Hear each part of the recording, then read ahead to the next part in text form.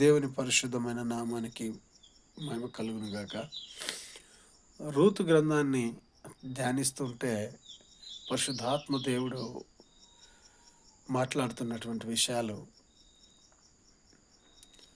ఓర్ప, Ruth వీరిద్దరు ఉన్నటువంటి పరిస్థితులు ఒకటే. వీరిద్దరూ మోయాబుకు సంబంధించినటువంటి ప్రజలు. మరి పరిస్థితులు వారికి ఒకానొక సమయంలో ఒక గొప్ప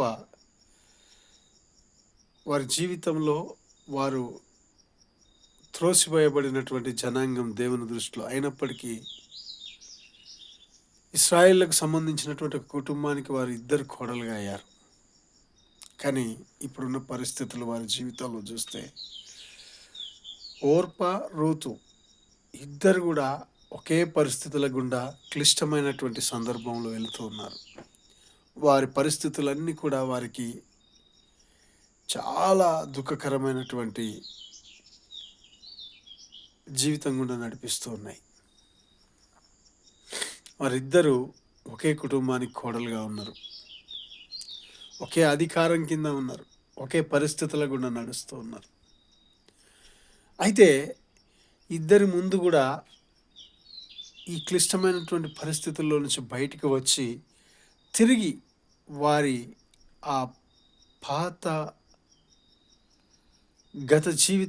గత అనుభవాల్లోకి వెళ్ళి సంతోషకరంగా జీవించడానికి వారి ముందు ఇద్దరికీ అవకాశాలు ఉన్నాయి. అయితే ఓర్ప తన ముందున్నటువంటి అవకాశాన్ని చూసింది.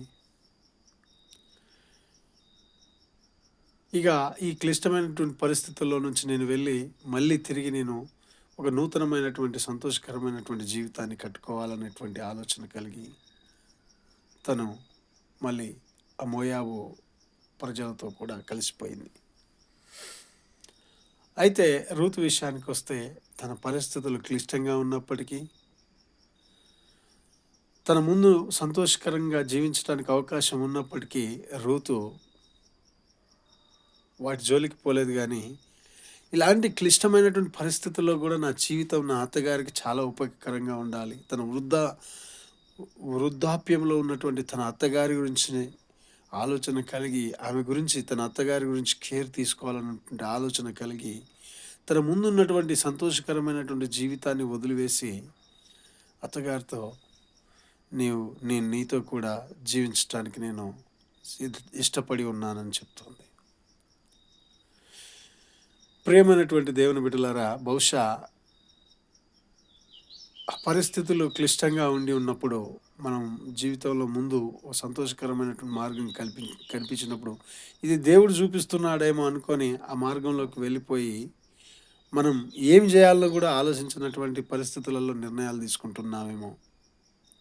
బహుశా ఓర్ప తీసుకున్నటువంటి ఆ నిర్ణయం తన జీవితంలో సంతోషకరాన్ని కలిగించవచ్చు, కానీ రూతు తీసుకున్నటువంటి నిర్ణయం తాత్కాలికమైనటువంటి తన జీవితం ఆ కాలంలో బహుశా కొంచెం ఇబ్బందికరంగా కొంతకాలం జీవించవచ్చు, కానీ ఆ తర్వాత చూస్తే రూతు యొక్క జీవితం యేసుక్రీస్తు వంశావళిలో ఒక శాపగ్రస్తమైనటువంటి వంశం నుంచి వచ్చిన ఒక స్త్రీగా రాయబడి ఉంది.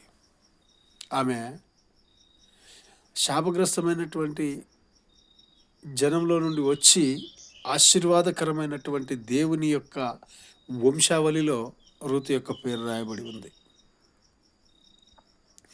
ప్రియమైనటువంటి వారలారా, బహుశా మన జీవితంలో కూడా క్లిష్టమైనటువంటి పరిస్థితుల్లో వెళుతున్నప్పుడు మనము తాత్కాలికమైనటువంటి సంతోషాన్ని చూసి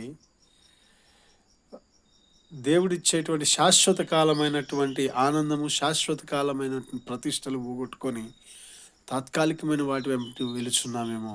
జాగ్రత్తగా ఆలోచించుకుందాం. ఓర్ప తాత్కాలికమైనటువంటి సంతోషం కోసం పోయి దేవుని ప్రజలతో సదాకాలము దేవుని కుటుంబంలో నిలిచిపోయేటువంటి పేరును కోల్పోయింది. రూతు తాత్కాలికమైనటువంటి అవకాశాలను పోగొట్టుకొని శాశ్వతమైనటువంటి దేవుని రాజ్యంలో, దేవుని కుటుంబంలో పేరు సంపాదించుకుంది.